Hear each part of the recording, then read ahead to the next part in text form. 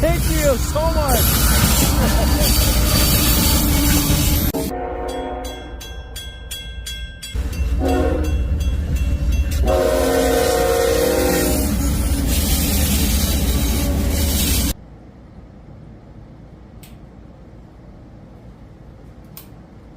Oh, man, another cold day. You know what that means? I get to play with my trains. The only issue is I can't seem to find my phone. Huh. Well, what the... Oh, excuse me. What are you guys doing down here in the basement? Who left you here alone? Yeah, probably was the ghost. Wasn't me. Are you guys just watching over the U-boat? I think this one's a U-28. And no, it does not run. Well, it does. It just sparks a little. It sparks a little too much. It sparks about as much as an O-gauge locomotive does.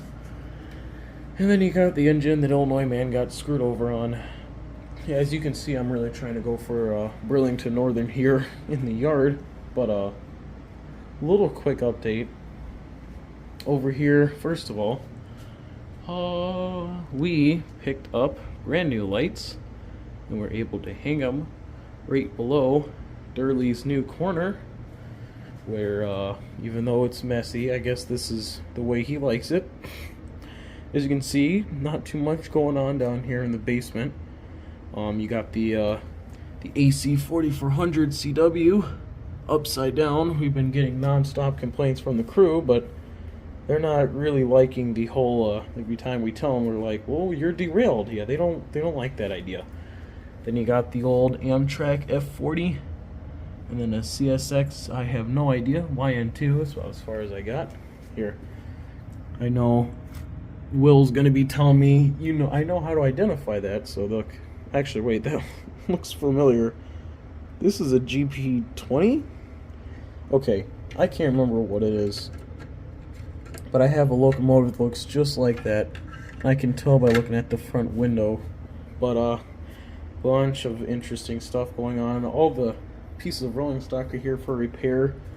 You got an old ATSF boxcar with the right next to the original BNSF Burlington Northern boxcar. I say original because that was one of two first pieces of rolling stock I ever acquired with the brand new couplers I could run with the modern locomotives.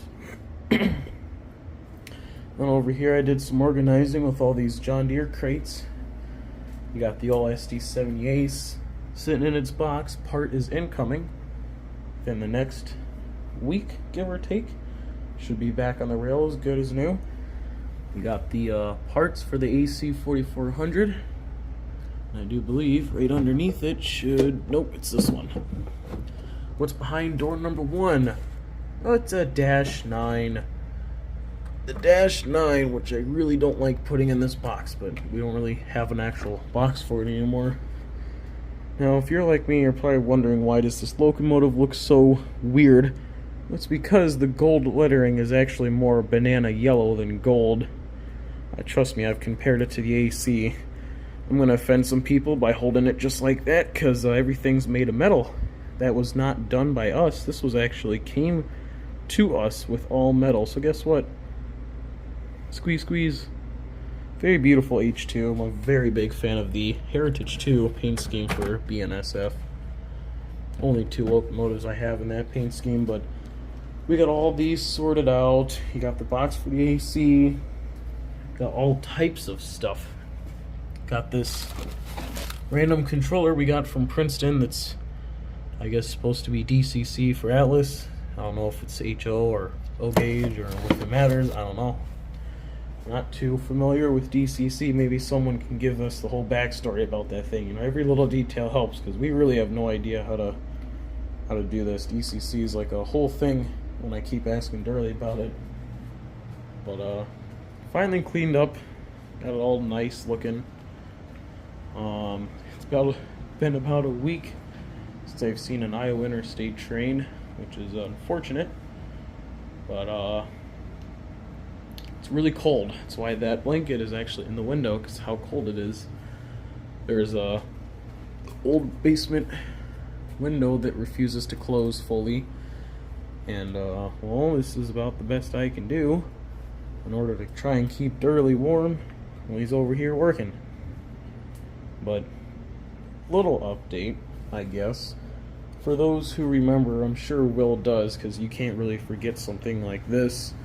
I own a Rock Island Route of the Rockets RS3 locomotive from Atlas, and we got that from our most recent train show. We went to Princeton, Illinois, and picked up the Iowa Interstate ES44 AC and almost a Chicago Northwestern -9 or AC 4400. I don't know. But thankfully, I was able to snag a piece of Rock Island memorabilia. I was able to pick up a Alco RS3, which you guys will see here in a minute. Originally, when we tried running it, it did not work. And as I was messing around with that controller I showed you guys, trying to figure out if it actually turned on, which it does. It works, it just doesn't, you know, make things make noise. But I'm going to show you guys that clip here in a few seconds, and you guys will be able to see the Alco RS3 going past these two iconic engines that I decided to put out on static display.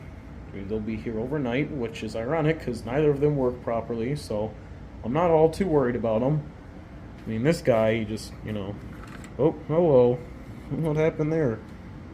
Some writing on the inside of the shell, I don't know why, but yeah, this needs to be cleaned severely. I talked to Durley about it. You know, this one's actually kind of cool because the whole frame is made of metal.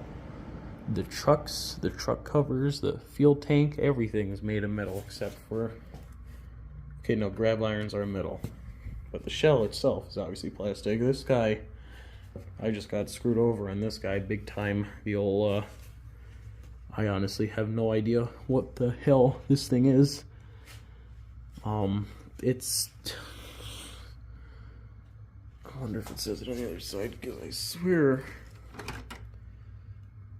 oh no, Burlington Northern 2070. It's a real life locomotive, that's all. I know that for sure because I've looked at that plenty of times. It's the one thing I like doing is seeing the real life counterpart of the ones I have in the basement. Which obviously I never had to look up an image of the Iowa Interstate 508 since I see that from time to time in real life anyway. Way better than seeing an image on Google, if you ask me. Anyway, nothing really too exciting going on down here.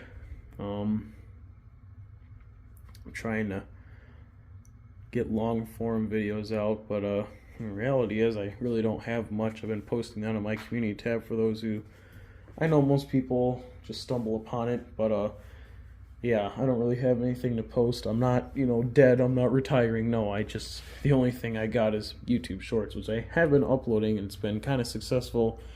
It's gained a few new faces and a few thousand views on the shorts, which is probably all I'm going to be doing for now until I find Iowa Interstate, which is all going to be old videos of the Iowa or BNSF. I got a lot of long form videos I took that's over 50 minutes I can chop down into sections and just put up a minute of it, making, you know, so I can get more out of it. But it's been pretty cold. It's actually fresh snow on the ground as we speak. It just started snowing tonight again, so can't really say my chances of seeing the Iowa Interstate are too big for the next few days unless it decides to get a little warmer. Just a little, you know, I mean, if it's about 30 or 20, it's not snowing, I mean, I can deal with that. I've done it before, but anything below that, yeah, no. But it actually did a very deep cleaning on the layout, too. I can't really tell if it looks any cleaner, but anyway, that's a quick little update from your friendly Illinois man in the very creepy cold basement.